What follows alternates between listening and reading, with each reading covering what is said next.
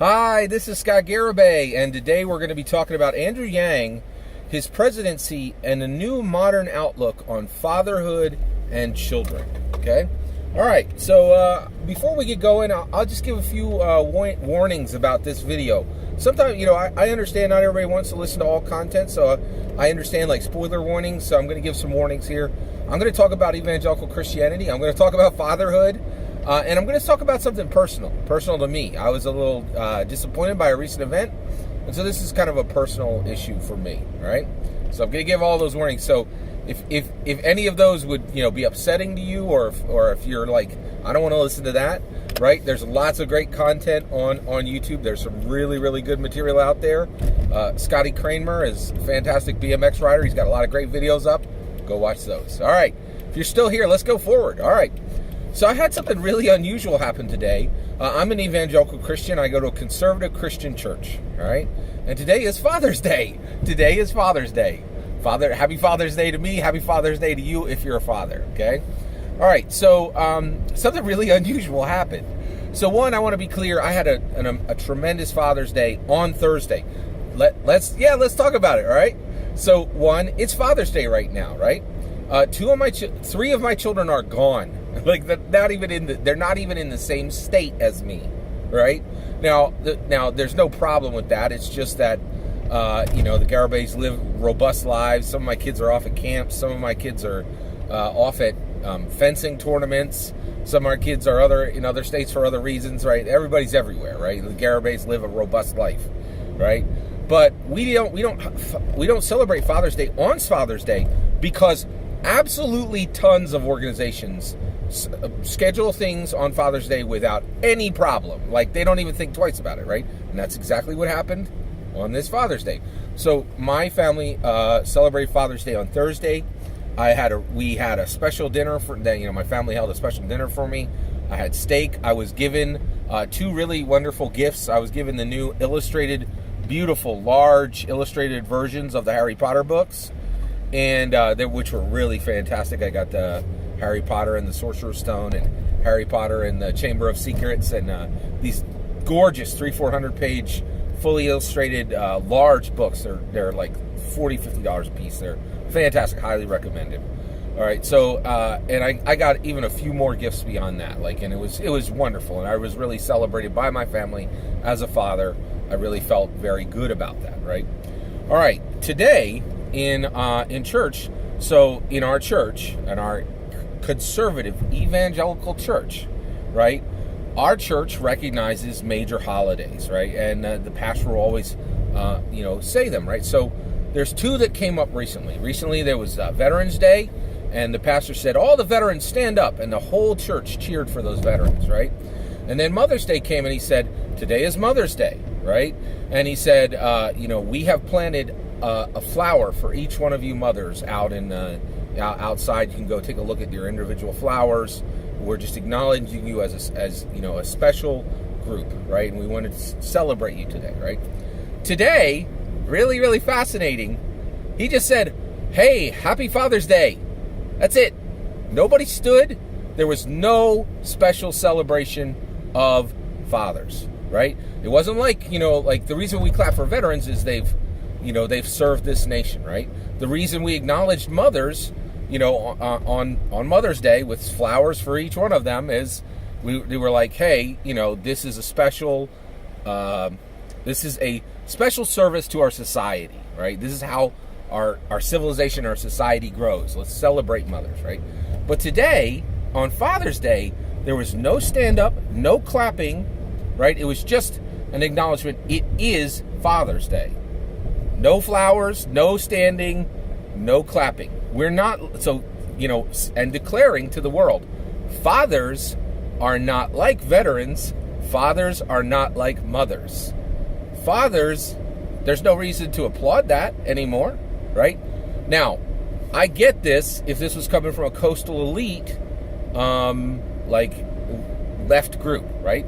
They have very good reasons to no longer celebrate Father's Day, right? There's a growing trend among left groups, right, which is saying it is absolutely no longer an unmitigated good or a celebration when a child is born because humans have a massive carbon footprint. So if you believe strongly that climate change is imminent and that our world is going to be destroyed 20, 30 years from now, you have a very legitimate, logical reason to contest that more human beings is good. I don't believe that in any way. I don't believe any of that, right? I believe that every human being who is born is that should be celebrated. I think that human life should be celebrated, right?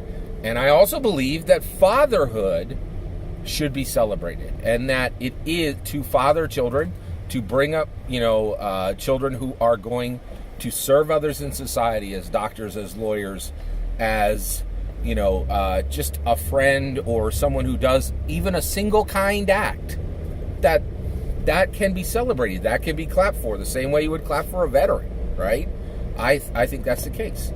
But what I'm saying right now today is Andrew Yang has a new day. He is going to be president on January 20th, 2021. He is going to be in a new day where the celebration of fatherhood, the celebration of humanity is really, we are coming to the close of that. All right, so here's the kicker, right? My pastor in a conservative evangelical church did not feel safe asking fathers to stand up and for the church to clap for them for what they do, for providing for their family, helping to provide for their families, for being a good, role model in their children's lives. And I think, so he gave absolutely no explanation why fathers were treated differently than veterans or mothers, right? And saying there should be nothing acknowledged beyond the fact that it is Father's Day. We should not recognize the group among us who are fathers individually. There's no need to have anybody stand. There's no need to have anybody clap for these people. And the reason why is conservative evangelical Christians now understand that because of the changes in our society, fatherhood is no longer considered an act or an activity which should be celebrated. Not even in a conservative evangelical church, right? That is a new day. That is a new day, right? That is a change in our society, in our civilization, where we're saying we as human beings are no longer confident as a society or as a civilization to say that our presence on this earth is worthwhile. That is truly a change in America, right? And I think Andrew Yang, going into his presidency, needs to think very, very carefully about this, right? So what changes with this prompt? Well, one, virtually every single, in my opinion, national and international scientific study needs to be revisited. And the reason why is it's like a flash flood, right? This is absolutely new, right? Previously, across every nation on the planet, the birth of a child was a time of rejoicing, right? Fatherhood was an activity that was valued. That has changed, right? So one of the things that's happening is many Gen Zs and millennials are thinking very, very carefully if they want to engage in any of the old traditional models, right? Marriage? Nope. I saw my parents divorce. Like, this is, I would say, probably more than half. Many Gen Zs and millennials are saying, nope, I have no interest in marriage. I saw my parents divorce. It was an absolute train wreck. I wonder to this day if it was my fault. It was a mess. I don't want any part of that, right?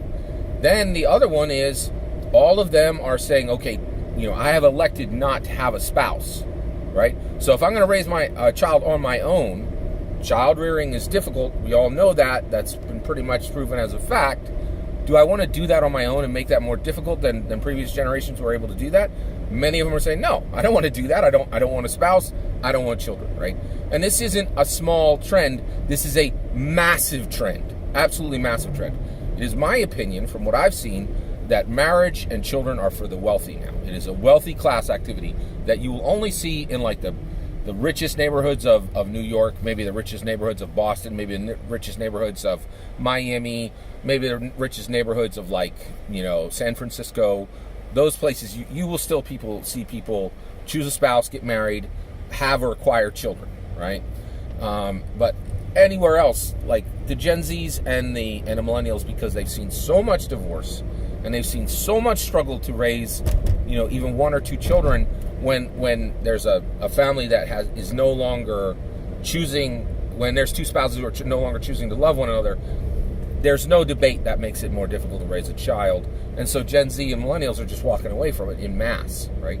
So that means that across the board, all international and national major scientific studies need to be revisited. And the reason why is they were all built on the idea that we were heading toward overpopulation. That now seems laughable and ridiculous. When you have a situation where in a conservative evangelical church, the idea of celebrating fatherhood seems ridiculous even to the pastor, right? It's a new day. It's a new world. This is fundamentally different, right? This is a massive change in society. And I'm going to invite you right now to comment, right? I am hurt. I was hurt by what happened at churches today. Like veterans and mothers were called out as special people who are beneficial to society, and their actions and their activities should be celebrated. Fathers are no longer included in that group, and that's hurtful to me. I'm hurt by what happened, I have to admit, right? I am going to invite you now, though, because I'm so blessed to have each and every one of you out there who take the time to comment on my videos. And if I'm being too sensitive and there is and I'm wrong, and there's no more reason to celebrate fatherhood, let me know. I'm willing to hear it, right? If this is an act of hubris on my part, if me being married for 28 years and having 4 children, and them going on tracks of valedictorian, and we have so many honor roll plaques we can't even, there's not even enough room to put them all. Our children are on track to be beneficial, people, and I thought that was something that could be celebrated. But not even in a conservative evangelical Christian church is that a place where you could deign to celebrate that anymore, right? And on the left, it's completely abandoned, right? The idea, the left don't even, on the left, it's saying, hey, if you had a child, you're harming our planet, right? That's no longer even a debate on whether there is a benefit to society or civilization, on whether humans are worth treading the ground of this earth, right? That debate is kind of over on the left, right? And there's a very strong trend toward humans are bad on the earth, and the less children you have, the more noble a person you are. I am a registered Democrat. I am on the left in that I'm going to be voting for Andrew Yang, but but if there's a part that I'm not seeing here, please let me know in the comments below. If I'm being too sensitive, I'm willing to hear it, right? Just let me know my reasons why I'm wrong to feel hurt about this, right? I'd love to hear your opinion on it. But that's my point is, so from a science perspective, we really need to revisit virtually every single major study that's been done in the last 5-10 years, because almost all of them, and especially the United Nations, is coming at the idea that we are, that the world is going toward an overpopulation system, but it is utterly ridiculous at this point. Every developed nation is trending toward not even having replacement births, right? So the idea that the world is going to be overpopulated is ridiculous, and this is extremely applicable for the climate change debate, right? We're saying, hey, have we solved the climate change debate now, right? If people are not having children, and there's far less people to live on the planet, and there's far less cars, isn't that the reduction we were looking for?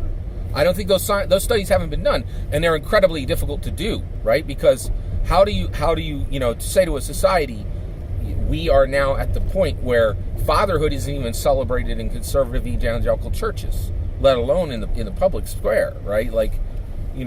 Basically fatherhood has become something that is, shoved off to the side and is no longer an activity worthy of celebration, right? So it's, I really feel like, and the other thing is, I think Andrew Yang needs to be very, very carefully aware how drastically different the world he will be a president is than the old model, right? The world has fundamentally changed. This is new. I remember clearly, I grew up in Baptist churches, and every single week, every single year, my father would stand up, everybody would clap, say, hey, thanks for being a father to your 2 sons. And, people would shake his hand afterwards. None of that in our church. It's gone, right?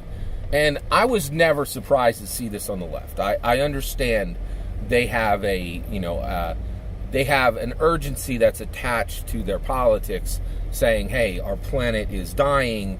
We can no longer celebrate human births, right? From a logical perspective, I get that. I never expected to see it in a conservative evangelical Christian church this quickly, right? That is truly shocking to me, right? So, so my point is, Andrew Yang really needs to, like, when he appoints his cabinet, right? Health and Human Services. What does that mean? Like, does Health and Human Services really kind of lean into this new model and say, and when people come in and have questions about, reproduction and things like that, do they start giving out pamphlets saying, hey, maybe you decide not to have a kid? Does the government start setting up tax benefits? Do we abandon tax benefits for children and for families? It's a huge question, right? And that question sits directly in the hands of Andrew Yang on January 20th, 2021. It changes fundamentally his cabinet selections. It changes fundamentally his approach to his government's approach to science. It changes everything, right? It's a fundamental core change, right? And we are here. Like, this is no longer like a subject of wonder and question. This is it. We're here, folks, right? Like, I go to a conservative evangelical church, and their fatherhood is no longer seen like being a veteran or like being a mother as something to celebrate. It is something that is just, it's there, it exists. It's also, but not something that anyone should celebrate the activity of. Shocking, right? And that problem lands squarely and 100% exists for Andrew Yang at this point. That's my opinion. I would really love to hear your opinion on this issue, right? Maybe I'm a little too close to it, right? I have to admit, my feelings are hurt. I'm a little raw on this. I'd love to hear an objective view if you have one. Please let me know in the comments below. Please consider liking and subscribing, and have a wonderful day.